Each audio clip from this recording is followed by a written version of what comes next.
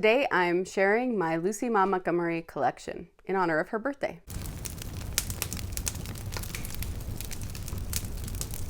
Welcome back to Candlewick Library. My name is Cheryl. Today I'm going to be talking about Lucy Maud Montgomery.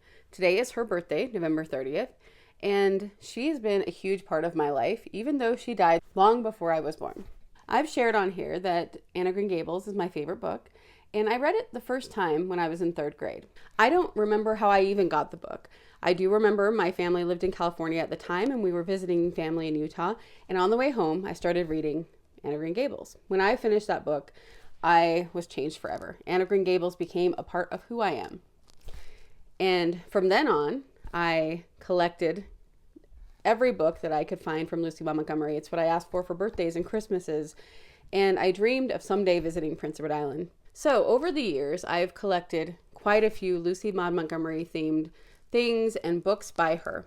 So today I'm going to go out to my main bookshelves and show you my Lucy Maud Montgomery themed shelves. Before I do that though, there's a few other things throughout my house that I'll just insert pictures of.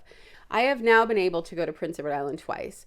And the first time was with my mom. The second time was with my mom and dad. The first time when my mom and I went, we went to the little fake village of Avonlea, to a little shop there. When I go out to the shelves, I'll be showing you the main thing I purchased there. But I also got a poster that I loved, and my mom later framed it for a birthday present for me. We also went to the visitor center where they let you dress up like Anne Shirley. And both of us got dressed up as Anne and took a picture. And so I bought a frame to put it in, and that frame had a matching pencil holder and a matching plate for a light switch. So I bought all 3 of those. So now I will take you out to my shelf and share with you my Lucy Maud Montgomery collection. All right, I'm standing now in front of some of my main bookshelves, and I am going to share with you my 3 Lucy Maud Montgomery shelves. One is pretty much just trinkets, and the other 2 are books and a few trinkets. First, I'll share with you shelf number 1, and then I'll share with you shelf number 2, and then I'll share with you shelf number 3. I already told you guys about the store that my mom and I went to where I got the painting. I used to really love porcelain dolls when I was young, and I always wanted one. So when we went to the store and I saw an Anne porcelain doll, I really wanted her. You can see she's just really cute, really encompasses how Anne is supposed to look, I feel at least. And so I really wanted her, and so she was my main purchase on that first trip. The next thing on that shelf is this picture of Megan Follows as Anne Shirley. You can see it's signed. My mom and I were able to meet her a few years ago at a convention in Salt Lake City, and that was such a cool experience. After many years of reading from my worn old copy of Anne of Green Gables that was the first copy I've ever had, I really wanted a pretty copy. And one day I was in Barnes & Noble and saw this one, and I just loved it. Yellow, I've told you guys that yellow is my favorite color, and so this just seemed perfect. And it has gold edging on the pages, and throughout the book it occasionally has illustrations. On that shelf I also have this little fox, and the reason for that is that both trips we have visited Dalvey by the Sea, which is the hotel that is used for the White Sands Hotel. And both times there have been a bunch of foxes out on the road just down the street from the hotel. Foxes are one of my favorite animals. In fact, we named our house, we call it Fox Hall. And so foxes are special to me. And when I see a fox, I think of Prince Edward Island. And the last thing on the first shelf is this little girl. My youngest daughter wanted to get me a Funko Pop of Anne Shirley since I collect Funko Pops. And there wasn't one. And so she made me this one out of Play-Doh a few years ago. It is broken, but she'll balance. So it's still great on the shelf. All right, so on shelf number 2, I just have a bunch of books. On this, I also have another copy of Anne of Green Gables. I didn't need another one, but when I saw this one, I loved it so much. It's my favorite copy I have of Anne. I just think it's beautiful. The first time I saw it, I did not buy it. I told myself when I saw this, I've already bought a decorative copy of Anne of Green Gables. I've already bought a yellow copy of Anne of Green Gables. But it's just so pretty, and I think it's my favorite one that I have. So I got that one. Now this takes us to the books I collected as I was growing up. These are all very yellowed, water damaged, stained, you name it. But they're always going to be very special to me because I read these books over and over and over again as I grew up.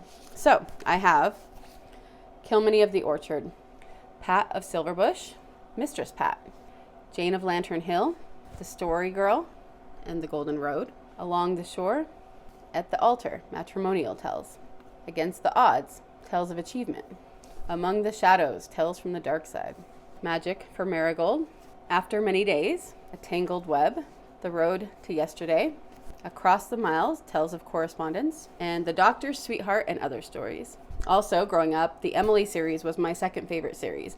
So I have Emily of New Moon, Emily Climbs, and Emily's Quest. Since I loved that series almost as much as Anne, I really felt like I needed new copies of those as well that weren't so worn. So a few years ago, I finally got new copies. So I have another Emily of New Moon, Emily Climbs, which is probably my favorite of the covers. It has a very Narnia feel to it, and Emily's Quest. My other favorite now was The Blue Castle. And of course, this is my old copy. It's actually falling apart.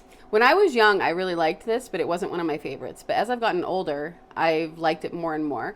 Now as an adult, I just absolutely love this book. I do have a new copy of that as well, but my daughter has it right now because she's going to be reading it for school. So I will insert a picture of that cover. I also have on that shelf a book of Lucy Maud Montgomery's poetry, The Watchman. Also on that shelf, I have books that have to do with Lucy Maud Montgomery and Anne of Green Gables, but aren't written by Lucy Maud Montgomery. Anne of Green Gables, My Daughter and Me by Laura Lee Craker. Marilla of Green Gables by Sarah McCoy. That one was one that I didn't think I would like, and it surprised me because I am very protective of Anne of Green Gables and Lucy Maud Montgomery. I hate Anne with an E. I don't like a lot of the newer adaptations and retellings and things like that. But I felt like this added to the story rather than taking away from it. And then Anne's Cradle, The Life and Works of Hanako. I don't even know. I'm not even going to try to pronounce her name because I know I'll get it wrong. Should bring my daughter in that speaks Japanese. But this tells the story of the woman who translated Anne of Green Gables into Japanese. Something many of you may know is that Anne of Green Gables is huge in Japan. And so this woman obviously has so much to do with that, having translated it into Japanese. It was such an interesting story. Okay, on shelf number 3, I have Maud. It's a little biography of Lucy Maud Montgomery. And it's a very basic one. There's not a lot of information, but for me as a kid, I loved it. I also have the Anne of Green Gables devotional by Rachel Dodge. I showed this on the gift guide in my last video. Christmas with Anne and Other Holiday Stories. And then I have something I got recently in the last few years, Lucy Maud Montgomery, A Gift of Wings. And this is a much bigger biography. It took me quite a few years to get to it. I kept putting it off because it was so big, but I really enjoyed it. But my favorite way to get information about Lucy Maud Montgomery is reading her journals. I bought the first journal. This one covers 1889 to 1910. I bought this one on Prince Edward Island. And it was really interesting. It's fun to kind of look back through it at my notes that I wrote, because as I was reading about her at the age I was when I bought this, I just really related to her in so many ways. And so I really, really, really loved this journal. So I also have volume 2, that's 1910 to 1921, and volume 3, that's 1921 to 1929. At this point, her life has gotten a lot harder, and it's more depressing to read about. And when I was buying them, I found that they were a little bit hard to find and a little bit pricey. So I haven't got any of them after volume 3 yet. On that shelf, I also have my landscapes of Anne of Green Gables, the Anne of Green Gables Christmas Treasury. This is really fun. This is full of crafts and recipes and even how to put on an Avonlea Christmas concert. I also have this Lighthouses of Atlantic Canada book because some of the lighthouses that we visited were in this. My mom and I, on our first trip, we did a special lighthouse tour where we went around the different lighthouses on Prince Edward Island. They each had a little place where you could do an etching, and at the end you could go back to the visitor center and show that you had visited all of them, and then you got a certificate. And then I bought this book since it had all of them in it. Speaking of lighthouses, on that shelf I have Peggy's Cove, and this is in Nova Scotia, but I did buy it on the trip where we went to Prince Edward Island. But I also have this little lighthouse. It says PEI on it, and this is made of Prince Edward Island red dirt. And then another little fox. And then I have a silhouette of Anne and a little postcard of Lucy Maud Montgomery. I have this very big book, the Lucy Maud Montgomery album.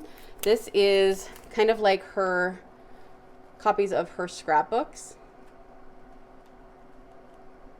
It's not her full scrapbooks, but it has a lot of the stuff from her scrapbooks. And then one of my favorite things, I don't know if this is still around or not, but back in the early 2000s, you could join the Anne of Green Gables Society for $28. For that $28, you would get a membership card an invitation to the Kindred Spirits Days, discounts in one of the stores on Prince Edward Island, and discounts at 4 of the Lucy Maud Montgomery sites on Prince Edward Island.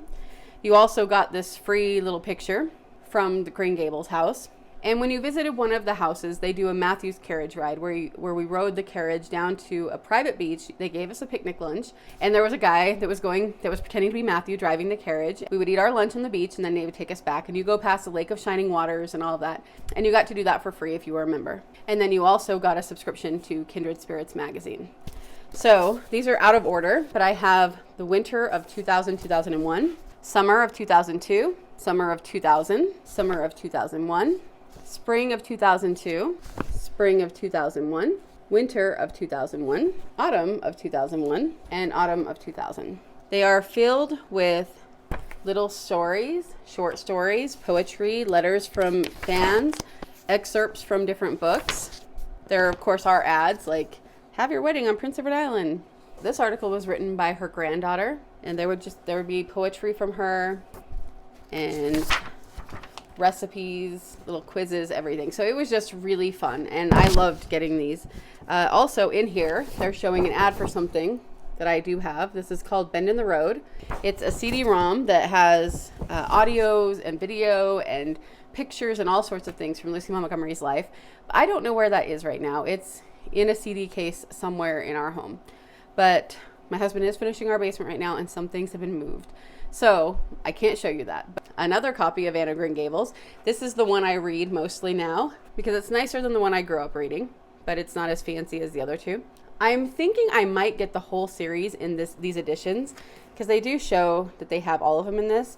And I have these multiple copies of Anne now, but I don't have any matching copies of the rest of the books. And I would love to have one full set of the series that completely matches. So I've shown it before. This is the Anne of Green Gables that started it all. It has the movie cover on it. It's taped together. It's water damaged. It's stained. It's been well loved. So then I also have Anne of Avonlea, Anne of the Island, Anne of Windy Poplars. For some reason, a different edition of Anne's House of Dreams. I don't know what happened to my old House of Dreams. It must have fallen apart so completely I got rid of it at some point. I do know I bought this on Prince Edward Island. I just don't remember what happened to the old one. Anne of Ingleside, Rainbow Valley, and Rilla of Ingleside. So my favorite books in the series are Anne of Green Gables, Anne's House of Dreams, and Rilla of Ingleside. And then I also have Chronicles of Avonlea, Further Chronicles of Avonlea, and Akin to Anne. So that's it. That's my Lucy Maud Montgomery collection. I am probably forgetting something that is in this house that, oh, actually I am. I forgot. I have the Anne of Green Gables cookbook too, but I showed that the other day. I also, of course, have the movies. So I have Anne of Green Gables and Anne of Avonlea. I do not have the continuing story anymore because I just don't like it as much. If there hadn't been books about it, I probably would have. When I was a young teenager, the Disney Channel had the series Road to Avonlea on, and we have all 7 seasons of that on DVD as well. And the third movie, it's made by the same company, but the timeline is completely different in that than it is in Road to Avonlea and the books. So I just kind of pretend like it didn't happen. But I have all of those movies and the Christmas in Avonlea movie. There's probably something else in my house that I'm forgetting. But this is a pretty good overview of all of the things I have collected and how much I love Lucy Maud Montgomery and her work. I would love to hear if you are a Lucy Maud Montgomery fan, if you are an Anne of Green Gables fan, if you have all of these books, if you've read all these books, which ones are your favorites, if you've been to Prince Edward Island. And hopefully you've enjoyed seeing my Lucy Maud Montgomery collection.